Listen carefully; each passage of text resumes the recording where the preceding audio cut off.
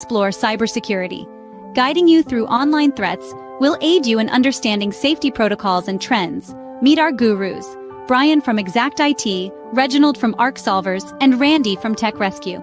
Together, we'll delve into current events and hot cybersecurity topics, helping you comprehend their impact. Stay informed, stay secure. Security Squawk, the business of cybersecurity. Buckle up, let's dive in.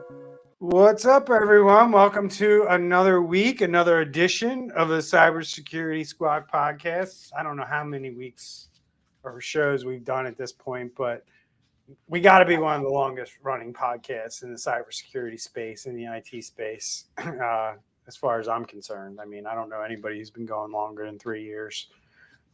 Maybe a couple of them out there. I don't know if the show's any good or not, but we're going to keep doing it. We're going to keep bringing you the goods, and eventually people will listen. Welcome to another week, guys.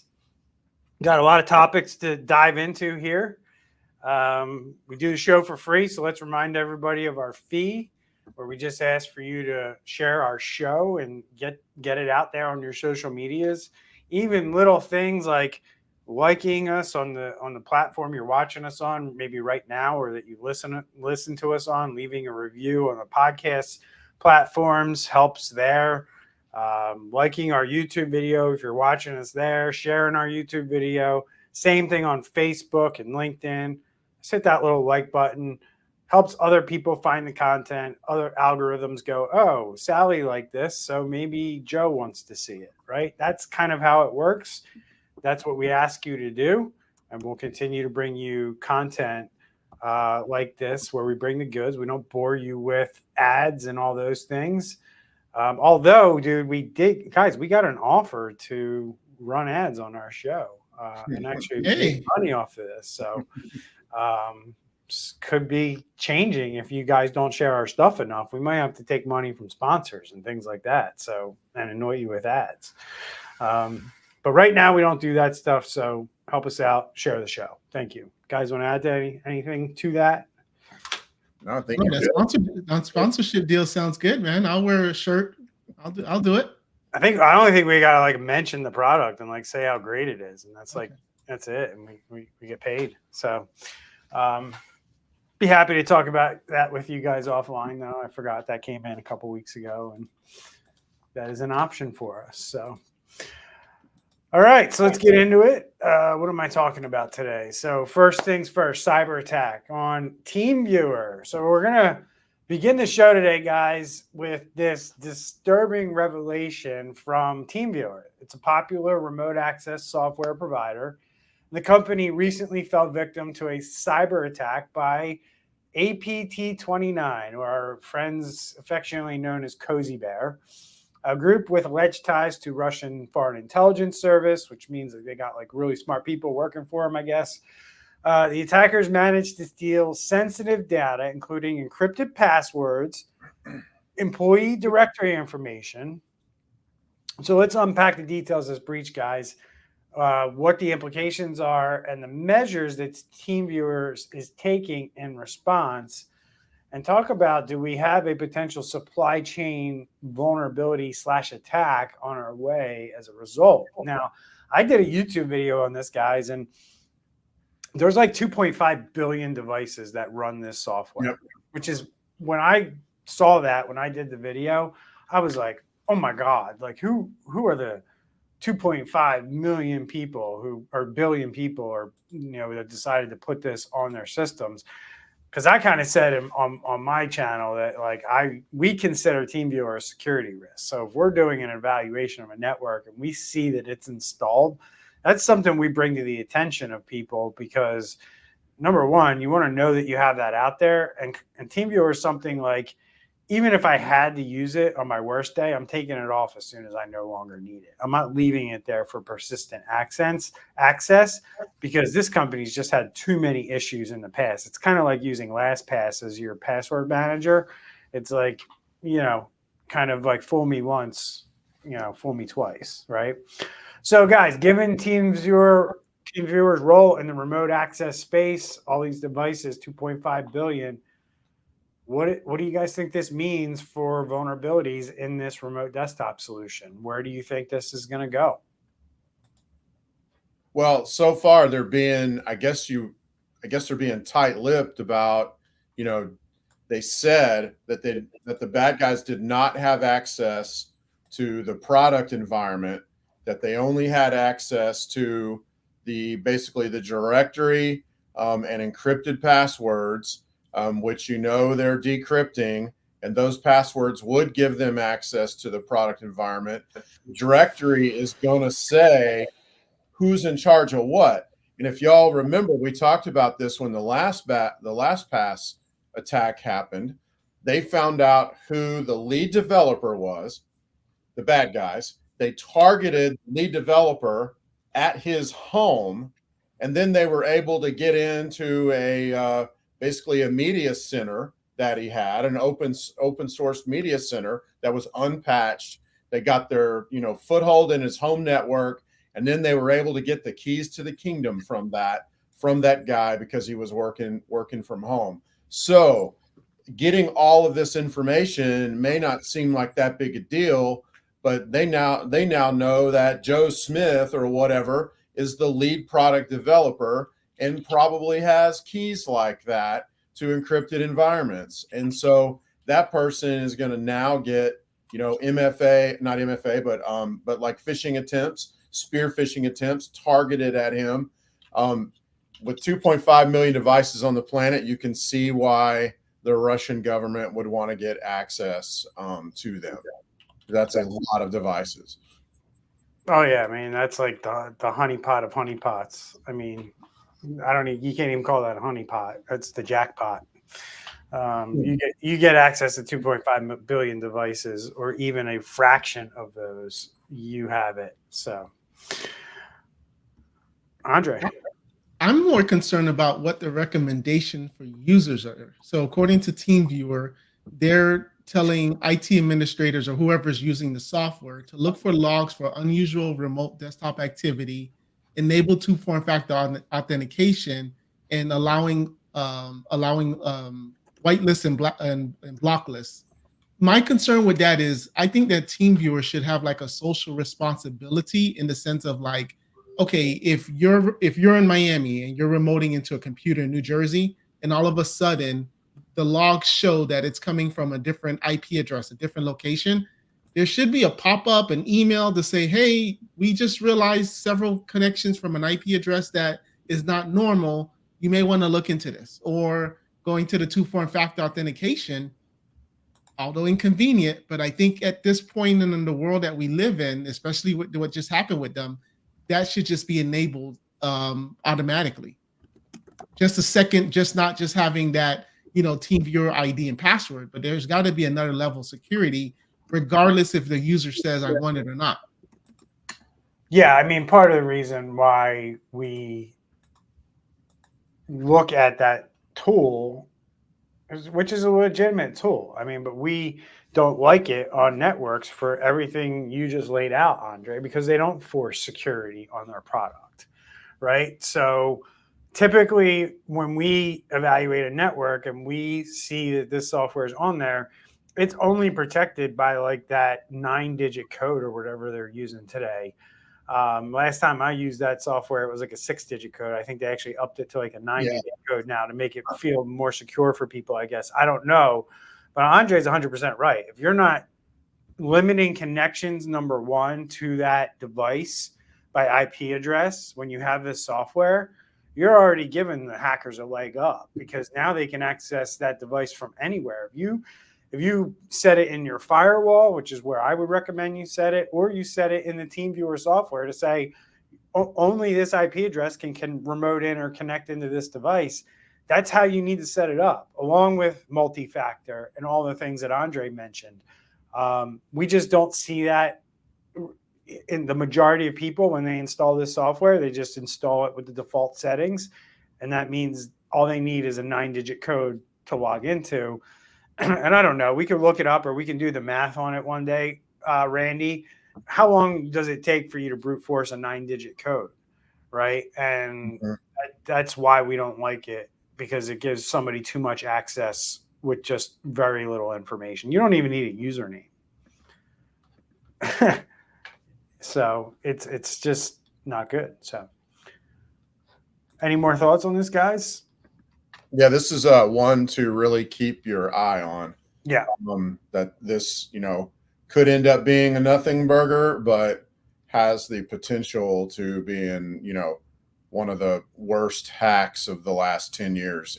Yeah, I ranked this up there with SolarWinds if it ends up being what it could be. This will be another SolarWinds where we're going to see other organizations. And just so people understand what that means, with the SolarWinds attack, the federal government was basically the biggest victim, in my opinion, and enterprise corporations. But the because of who Cozy Bear is and APT 29 being a state-sponsored group, they were more interested in breaking into our federal government than they were, private companies. And they used the SolarWinds breach to do that. They were able to get into other computers as a result of this software that's used to manage these computers. This group was able to get into all those devices because of this backdoor that they were able to build in SolarWinds. And the potential for a backdoor being built into TeamViewer is definitely at play here, or some other way to abuse TeamViewer is definitely at play here. We don't know. We're going off of the good word of TeamViewer and them saying that our corporate network is separate from our, where we make the software, and they only infiltrated that network. And we're confident that those networks are so segregated that there's no way they jump from one to the other. Time will tell if that's true. Hopefully they've tested that and that is true, and they're not just basing that opinion on theory. But the people who are in there investigating and doing the incident response on this are certainly going to figure it out for them and let them know if that's true. If we find out it's not true, this could be really ugly for a lot of companies. A lot. So, guys, is there any concern for corporations like private companies like TeamViewer? We already know that they're up against cyber criminals from a ransomware, attack standpoint, which I guess are viewed as like private criminals, private cyber criminals. Now we're talking about Cozy Bear, ATP 29, which is a state-sponsored group. We know the Russian military, Russian government is involved with this group. They put resources into this group. And here's another enemy that private corporations have to deal with, another state-driven cyber criminal organization. And Russia is not the only country that does this. So can we maybe talk 2-3 minutes here about that aspect, that companies not only are up against private cyber criminals who are doing this on their own for monetary gain, but you're also going up against governments and military organizations that are doing this for, we don't know why. One reason is spying, but another reason could be for monetary gain as well. So can we talk about that a little bit? I'll start with Randy and then we'll bounce it to Andre. Yeah, I mean, it's definitely a thing. And it's also a state-sponsored attack is generally on a whole nother level from your average run-of-the-mill ransomware as a service. We got in because you forgot to do this or that, which, by the way, look how this started. It was an employee's account that was, that they breached into. That's what gave them the foothold. But going back to what I originally said, when you have a state-sponsored criminal or state-sponsored group involved in a breach like this, it's a whole nother level. It's a whole nother level of attack. It's a whole nother level of expertise that's needed once they get a foothold, because they have state-level tools. Just look at the tools that have been leaked from the U.S. government over the past 5-10 years. The states have some pretty serious tools. They have some pretty serious resources. Personally, I think on a case like this, if it involves this group, the FBI ought to be involved in this. We ought to be putting our best people and helping this corporation if we need to, if we can, because this has a huge potential. Those are kind of my thoughts on that. Yeah, last week we were talking about Microsoft and how they have failed their protections, and they admitted that there were tools that these bad guys were using that the ordinary cybersecurity IT person company would not have even been able to detect. So we could be doing every single thing right, two-form factor, long passwords, IP block, everything we talk about in this show. And when you get to that level of nation attacks and things like that, we're really defenseless, and we're really hoping that our government is helping us, and us, the citizen and consumer. But unfortunately, it's failed, as we saw with the Microsoft incident. Yeah. So last thought here before we move on to the next topic, but what in your mind has TeamViewer handled the response well to this point from your judgment? I, at one point of my life, used TeamViewer. Yep. Regardless, I don't pay for it anymore or anything like that. But even though I'm not a current member, at least an email to your entire list to let them know, hey, if you use it or not, because TeamViewer you can just download, like you had mentioned, you can use it temporarily. Right. So at minimum, a blast email to anybody who's ever registered. And I know the reason they're not doing that, right? Because now you're letting people know who didn't know or didn't need to know about this, as far as a consumer. Because if I don't know nothing about this and all of a sudden I get an email from TeamViewer that there's been a potential breach, now in my mind, I'll never use TeamViewer again because of this. But I think an email at minimum would have been good, regardless if I'm still using it or not. Yep, I agree. Randy, any thoughts on the response on TeamViewer here, whether you think it's good, bad? At this point, I would say I'd probably withhold judgment. We're still early on. Yeah. We haven't seen them. There's nothing that kind of raised up my red flags that they came out and said, like some other incidences that have happened in the last few weeks that raised all the red flags. Right. So, it may just be that it's a little too early. They don't need to go cry wolf and get all bent out of shape if it really was just a directory attack. But at the same time, it's really hard to minimize who got in their system. And we don't know, like Andre said, some of the state level stuff is undetectable with the known softwares that are out there. That's why it's in the hands of states. And we don't know, did they get another little invisible foothold out there in the system? Yeah, 100%, dude. That was my exact concern. And I kind of, it's that balancing act, right? They're trying to have that balancing act of letting people know that we're having an issue, that we're dealing with it, but not releasing too much information. I don't think I would have said so definitively from the onset that this didn't impact our product, right? I would say that maybe soften it up, that we believe that we have good enough cybersecurity in place where they didn't get to it. Mm-hmm. But we're also dealing with a state-sponsored attack here, which means that they can have 0 days that nobody knows about. Yep. And that's how they were. Honestly, if they do come out and say, you know what, we were wrong, they did actually get to the software, they're going to blame a 0 day on how they got there. Mm-hmm. So that's the only concern I have with kind of how they've handled it from this point. But it's tough because they are being tight-lipped. But, it's too early to say or too soon to tell whether or not they hit that software or not, right? And I think, I would be telling people to remove access or remove the software or really limit access to certain IP addresses until we figure this out. Right. Patience, Brian. Just give them 2 more days, man. July 4th. Right. They'll tell you everything. Right. So, you mentioned, meanwhile, they're selling access on the dark web to everybody and their mother. So right. You know, you mentioned a few minutes ago at the beginning of this discussion, you mentioned SolarWinds and that back door. And that back door, I've seen the code, and it's so insignificant. I mean, literally, we're talking like this much code, and it fit right in.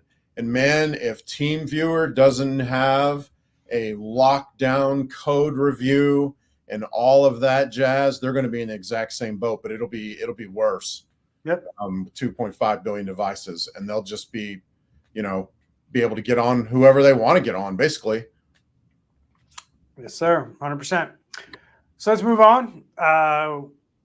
Dive into this critical disruption at Patelco Credit Union, where a credit union with reportedly nearly 500,000 members lost access to essential banking services due to a ransomware attack.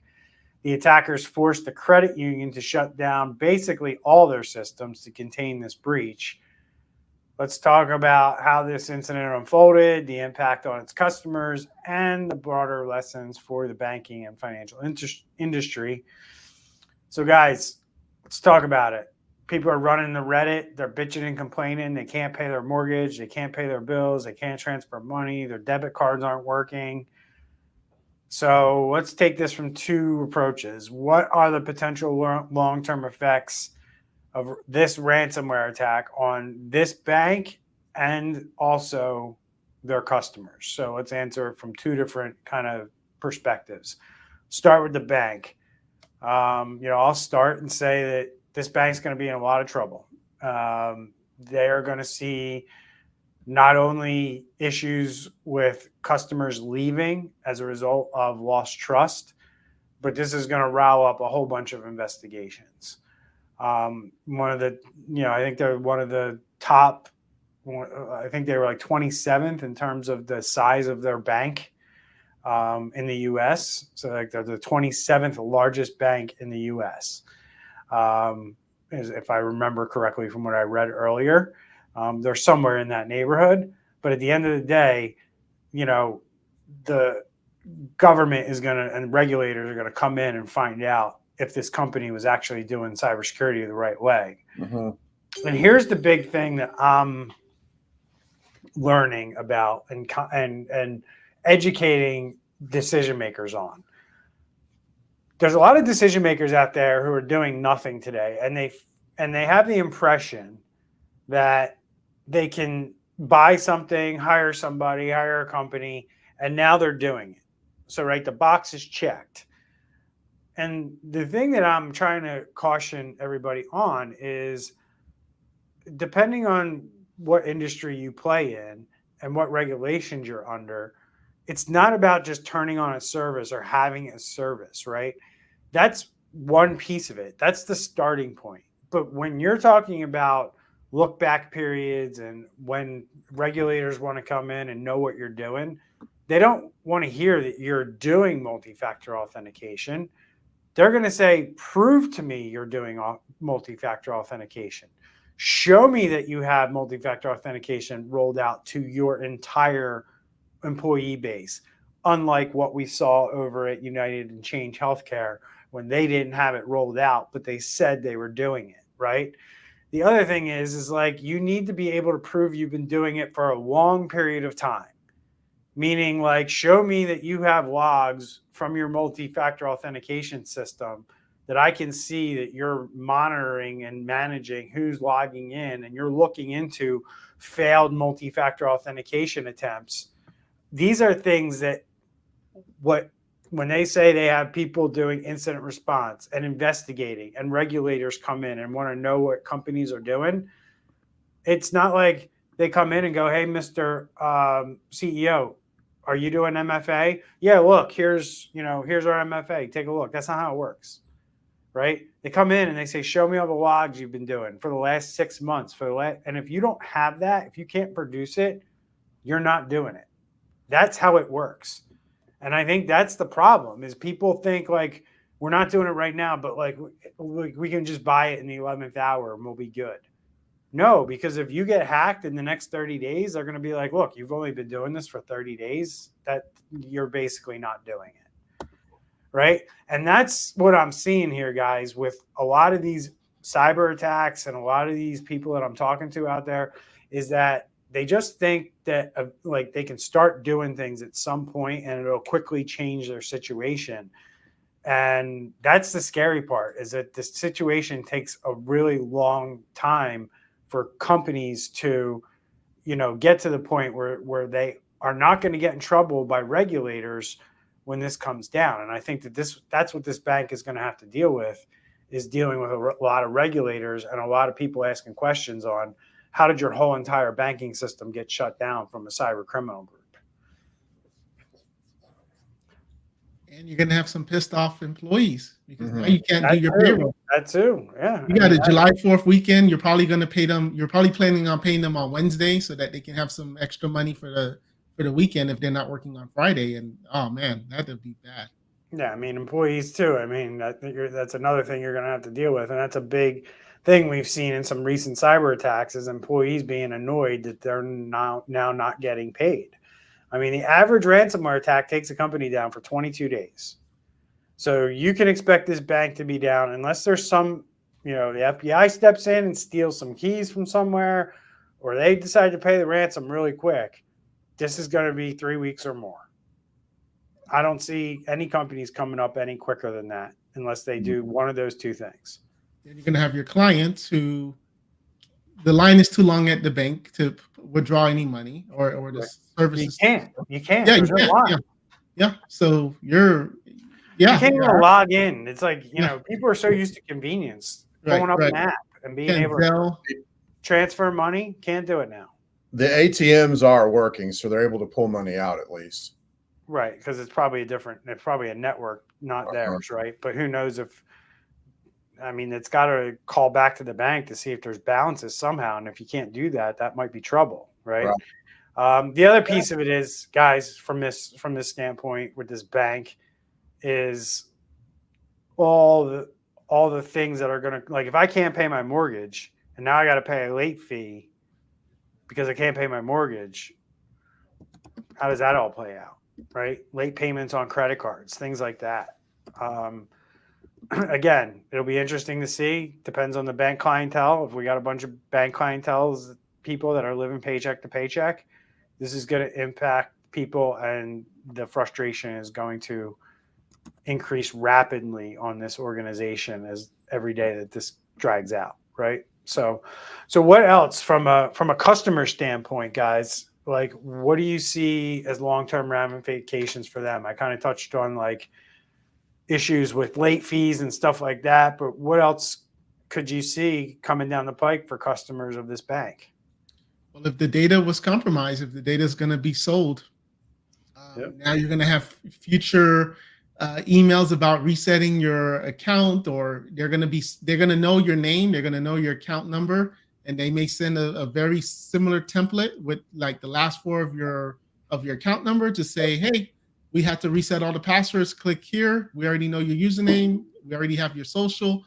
So it's going to be bad for the consumer as well. The only protection, Brian, that we have is that there's been so many of these. The criminals aren't getting around to all of them. That's not even real. No, you're 100% right. So here I'll give you an example. This just happened to me this week, and I'll give you an example of something that happened to me and what I think happened. I don't know because I'm still kind of figuring it out. I bank with several banks, and one of them happens to be Capital One. Okay, Capital One was breached a long time ago. I've had this particular account with Capital One for a very long time.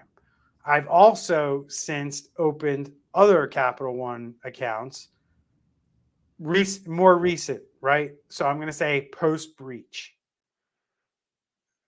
What have you? So I have like 4 different accounts with Capital One right now, right? It's checking, savings. The oldest account that I have, pre-breach, just had about $143 transferred out of it the other day that I have no idea what it was. It just said transfer, amount of money, had an 800 number. I got it all taken care of. But how the hell did that happen?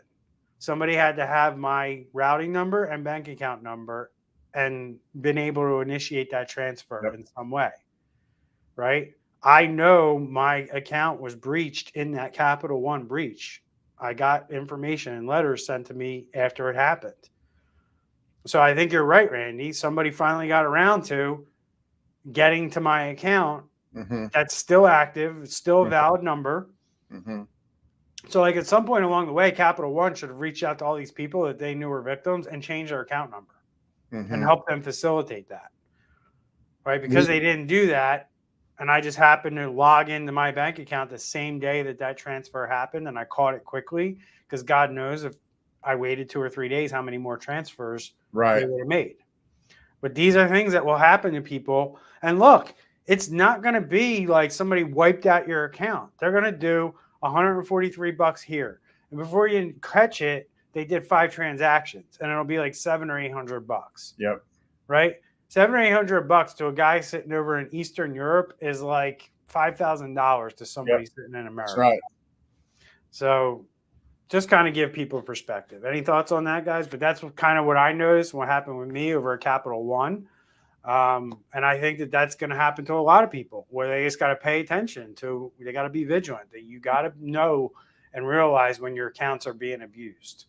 Yeah, we've had multiple people come to us hacked companies over, let's say, the last 2 years that have had, you go into the logs, they gained access and then they just sat there and nothing else is coming from those IPs, from that login.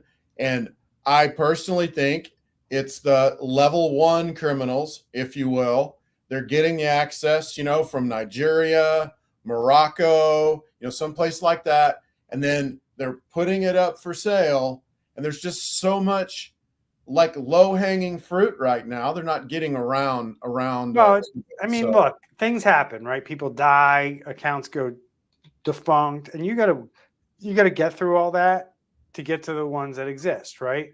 When you're talking about things like credit fraud and identity theft, you got to find the people with good credit because you can't get credit if somebody has bad credit, right? So there's a lot of people who an attacker will try to get credit or try to, but then they'll learn that they have a horrible credit score, right? That's actually a thing on the dark web if people don't realize it. There's guys that actually go through information and try to find accounts that have good credit, and then they bundle those accounts up and say, 500 names with over, 700 credit scores, right? Guaranteed, 80% accuracy, right? Scrubbing the list. Right. They scrub the list for them. They package them up and resell them, right? There's no guarantee that those names will work, but somebody will pay, $100 to get 1,000 names, and hopefully 800 of them, are a potential, lead for them, so to speak, if you look at it from a marketing perspective, right? All right, guys. So just this whole incident, right? Last kind of question on this. And I do want to talk about the comment you threw in on this status update, Andre. But before we talk about that real quick, I'm concerned because this whole bank was taken down. And when I see a company, their whole entire operations goes down because of a cyber attack, that's kind of like an indicator for me that they weren't prepared, that they weren't ready, right? So from that lens, what does this say about the effectiveness of the cybersecurity frameworks in the banking sector if we are to assume that the regulators are holding these companies' feet to the fire and they're supposed to be doing the right thing? What does that really say about what's going on? I mean, I come on this channel, my own channel, this show, and I say the world's fucked. We are not prepared for what these cyber criminals are about to do to us. I mean, without mincing words, that's basically what I come on here and say every week. Is this more proof that what I'm saying is even worse than the way I say it? It's crazy that a whole bank can go down of this size. Yeah, definitely. I mean, some of it could be because just as a precautionary measure, shut down everything. They could be on Microsoft 365 and then the admin just goes in and he just basically blocks account. So that could be some of it. But then some of it, like we had talked about, what services are working, what services aren't working. Some things should just be able to work without it, interdependently. Right. Yeah. Well, again, going back to your point, shutting everything down means you don't have everything segregated to the point where you don't have to shut everything down, right? So, or you don't know how they came in or how it happened. right. That's what I right. mean. So you don't have things set up well enough to know that we don't have to shut everything down, like TeamViewer did. TeamViewer's like, we don't have to shut everything down because we know they didn't get there. Right? That's a kind of response you want to hear. You don't want to hear we have to shut everything down as a precaution because we don't know. Well, that means, okay, we're hoping they're getting lucky here, right? We hope they go ahead. Well, so I have had conversations in this industry, and I'm just going to say something. I might be totally wrong, okay? But I've had conversations with banking people in this industry, and from what I understand, this may not be the law, but from what I understand is the smaller banks are held to a slightly less standard than the big banks. Right. That could be straight up law. That could be that's just the way it is, or it might not even be true. That's my impression, though, that I get. And so I wonder if, has this is, you said, the 27th largest bank, but have they been held to the same scrutiny, that Chase has been held to, that Capital One's been held to, Bank of America? I don't know. I can't really speak to that. I just know some things that I've heard over the past year. You're saying the big national banks are held to a higher standard than the regional banks. And whether that's legal or whether that's just, how it is, I'm not sure. And I could be wrong. But I'm just saying, it shouldn't be the case. It shouldn't be the case. I mean, everybody should have to follow the same framework. Yeah. You can't pick and choose like, oh, well, this bank has to file 180 controls and this little bank over here only has to file 70. I mean, that's kind of how they do it in the Department of Defense with contractors, like the big contractors that deal with classified information have to do more than people who don't have classified information. So I guess, but if you're all handling the same amount of information, like in terms of sensitivity, there's no, like, I agree with how the Department of Defense does it, because they're saying this group over here doesn't have really sensitive information, but this group does. Yes. If the bank is doing that, then I'm fine with treating them differently. But I don't know how you don't have, you have all the same information. You're just dealing with it at a smaller scale, in my opinion. Exactly. Right. So hopefully the impression that I got is wrong. Yeah. Right. So good luck to the banking sector. This is going to play out. We'll keep everyone updated and let everyone know how it plays out, but it's going to be a big one. And then as we move into these next two topics that we're going to try to knock out here in the next 10 minutes, we discussed this other cybersecurity incident at this other bank called Evolve, which this one has an interesting note to it as well. But Evolve Bank, which compromised the personal information of Affirm card users, this breach not only highlights vulnerabilities in financial operations, but raises concerns about the security of third-party financial services. So we're going to dive into the details of this attack and consider the implication for consumer data protection, which is kind of like what I've been talking about since really the end of last year, saying like individuals need to be worried that their data is all over the place. I don't know how much detail we want to get into and how kind of like the inner workings of the banking sector work, but this isn't like a bank, right? This isn't a bank that you can walk into. This is a bank that moves money for various services, Affirm being one of them. I think they also do things for like credit card companies to help them move money and things like that. But this Evolve Bank is basically in the business of helping money move when people use it. So they're kind of like back office, back end type banking. They're not retail type banking. So just to kind of give everybody that. But on top of it, this bank was the reason that, Lockbit came out and said, hey, we hacked the Fed. If you're not in tune to that, they were the ransomware group that came out last week, said we got the Fed. And quickly, security researchers and insiders in the banking industry quickly came out and said, no, they didn't get the Fed. They got this bank. And at the same time, when Lockbit announced they had the Fed, somebody made this bank come out and disclose that they were dealing with a cyber attack. So the timing of when this bank had to announce seemed forced, in my opinion, to get the heat off the Fed because of Lockbit and what they were claiming. Mm-hmm. The reality of it is that this bank had a ton of communication from the Federal Reserve because they were being scrutinized for their business practices. And because the hackers were able to see that on this bank's network, whether they thought they had the Fed or not, I don't know. But that's kind of what a lot of people are saying is like, these are Russian-speaking people who didn't know what they were looking at. Look, I've been involved in ransomware attacks and cyber attacks for a long time. I would never say that these guys look at something and don't know what they're looking at. Like, yes, they are from Russia. Probably isn't their first language being English. But they really don't make mistakes like this in terms of like not knowing whether they're inside the actual Fed or whether they're in a bank and they're just seeing communication from the Fed. I believe that these guys do their research heavily. They kind of learn how these things work before they start asking for money and stuff like that. So they probably knew they had the bank. They probably just wanted to see if they could get a bigger payday or something by saying that they had the Fed. We've seen it before with like Apple, where their vendors have gotten hacked and the hackers try to go after the bigger company. Usually doesn't work.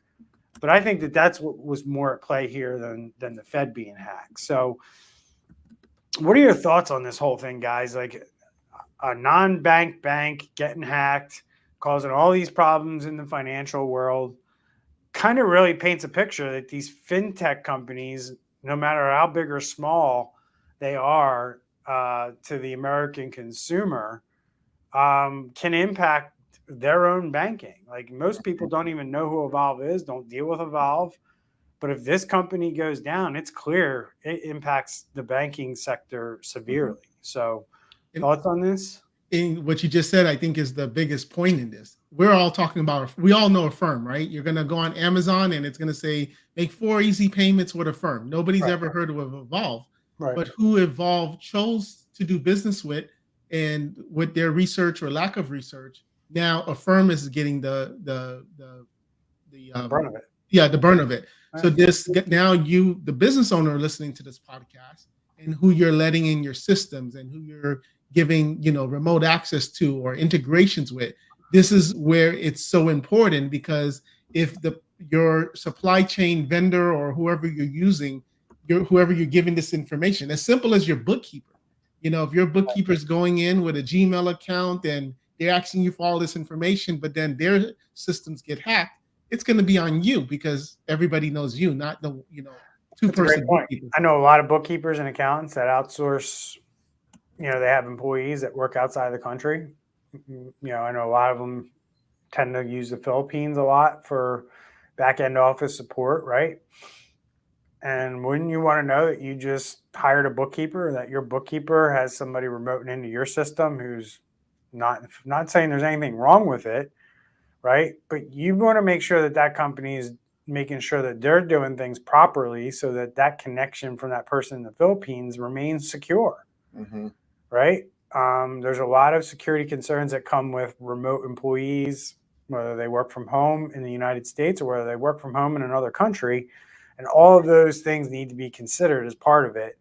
And I think we are in a world where it is important that companies communicate how they do things and who they work with to deliver the services they deliver if it impacts the core service of what they're delivering. Right. If you want to outsource your marketing, I don't think you need to disclose that too.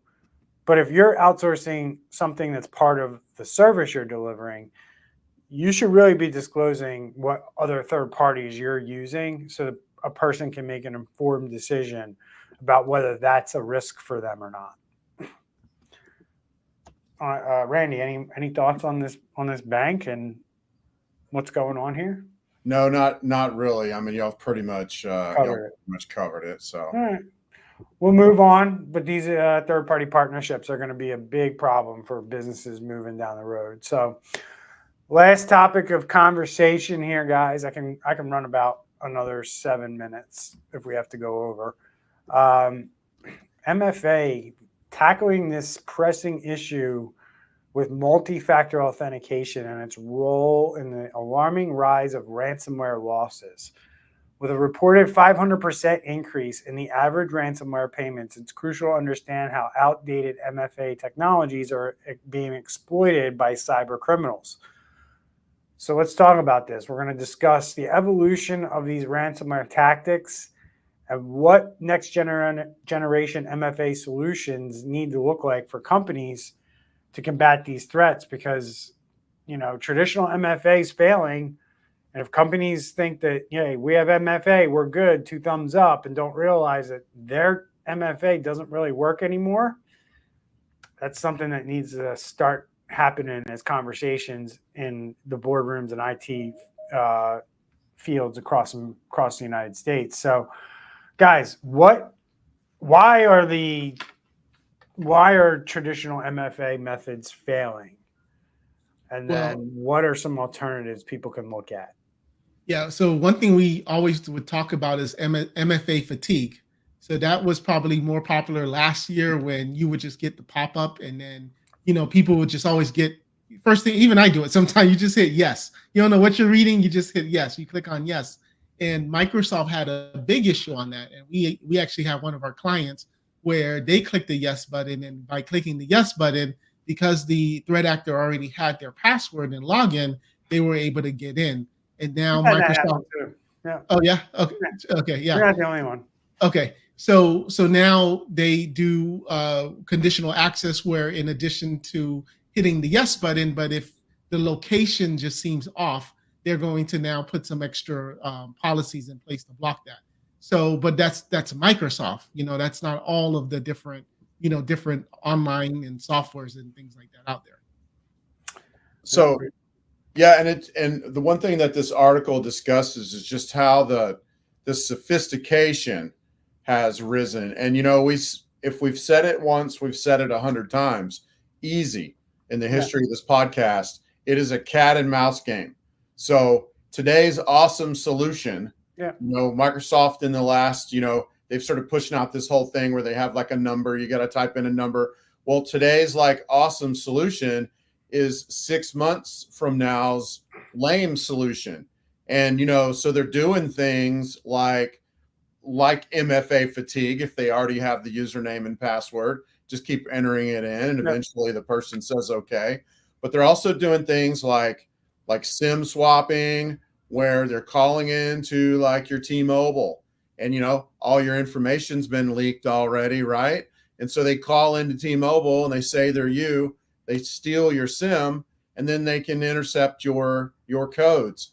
They're taking session cookies or tokens, where once it's established, the connection, you've logged in, there's an established trust that's kept on a little token. They're taking that token and they're moving it out. In fact, I think this is a year where we're going to see a reliance on those is going to have to go away, because it's too easy to just grab those and be able to have access to to an account.